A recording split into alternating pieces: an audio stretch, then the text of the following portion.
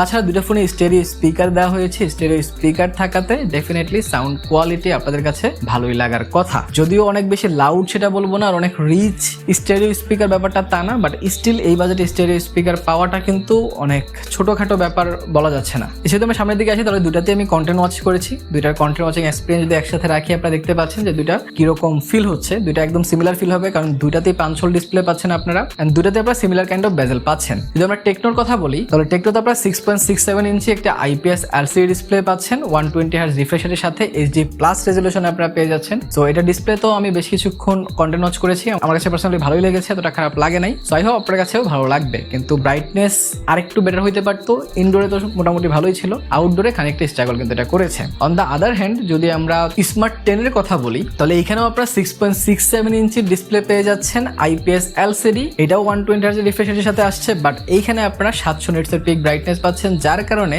আপনারা ইনডোরে তো মোটামুটি ভালোই দেখতে পারবেন।